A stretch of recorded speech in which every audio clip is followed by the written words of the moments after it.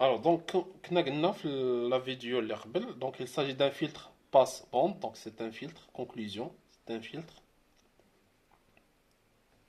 passe-bande, d'accord? Donc c'est un filtre passe-bande. Alors, بالنسبة للفلتر باس با اشنو اللي غادي تلقاو كون كان هذا ان فلتر باس با كنا غنلقاو فيه باس fréquence US différent de 0, d'accord, ou en haute fréquence US est égal à 0. Il laisse passer les basses fréquences, par contre il coupe les hautes fréquences. Dans ce cas, le filtre est appelé passe bas. Si par exemple à la sortie on trouve 0 et à la sortie en basse fréquence on trouve une valeur 0 et en haute fréquence la sortie elle est différente de 0, dans ce cas il s'agit d'un filtre passe haut. Et lorsqu'on trouve à la fois la sortie est égale à 0 et la sortie est égale à 0 en basse fréquence et la sortie est égale à 0 en haute fréquence, dans ce cas, il s'agit d'un filtre passe-bande. Alors d'abord, اللي غندوزو la question ديالنا هي تقدروا تعتبروها بحال واحد la question préliminaire. Donc هي الاولانيه كتكون قبل ما نتريتيو البروبليم. Alors هنا قال لك établir la fonction de transfert de ce filtre h bar. Par définition, c'est la sortie complexe sur l'entrée complexe en fonction de LC, R et oméga. Donc, on a le circuit déjà en notation complexe. D'accord? Donc, je vais d'abord la première question.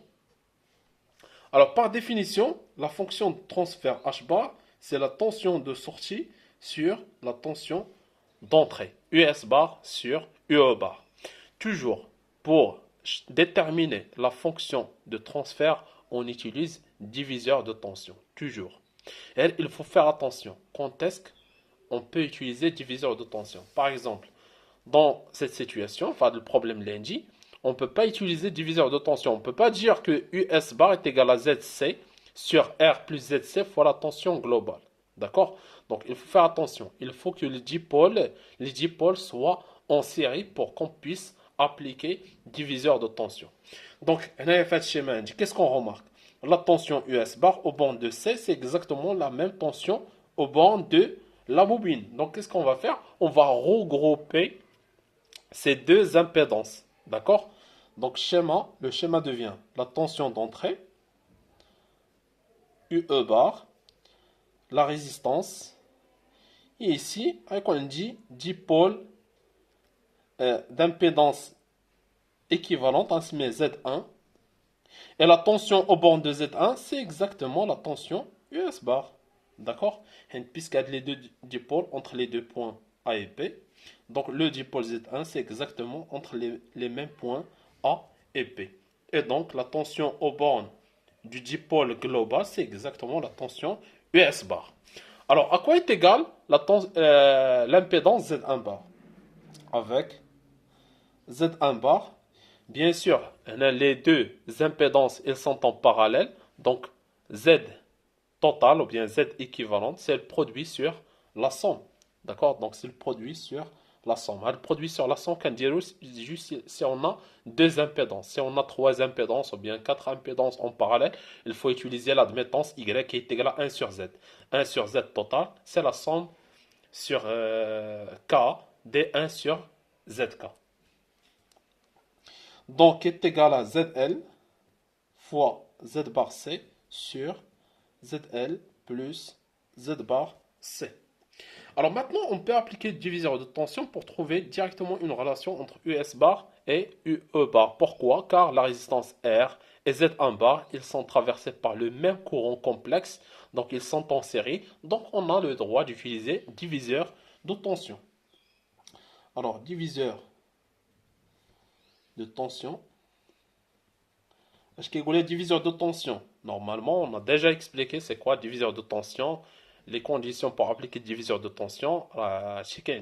Chapitre 2. Chapitre 2, il est disponible gratuitement sur YouTube. Alors, il faut diviseur de tension.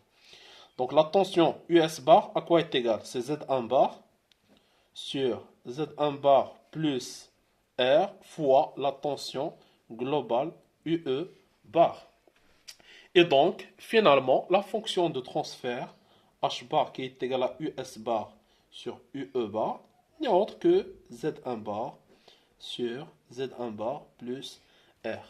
On remplace maintenant Z1 bar par son expression, donc qui est égal à ZL fois ZC sur la somme ZL plus ZC sur ZL ZC sur la somme ZL plus ZC plus R. Donc pour simplifier, en multipliant par la somme, donc on obtient ZC fois ZL sur ZC fois ZL plus R fois ZC plus R fois ZL. Puis on remplace les impédances par leur expression. ZC c'est 1 sur GC oméga et ZL c'est GL oméga. Donc ZC c'est 1 sur GC oméga fois ZL c'est GL oméga sur 1 sur GC oméga fois JL oméga, d'accord, plus R sur GC oméga plus R JL oméga. Alors on laisse l'expression halaka, vous pouvez simplifier si vous voulez par exemple. On simplifie. Donc G se simplifie avec G, oméga aussi, donc il reste L sur C. L sur C, de même ici, est égal à divisé par L sur C, plus R sur GC oméga, plus GRC oméga, GL oméga. Voilà.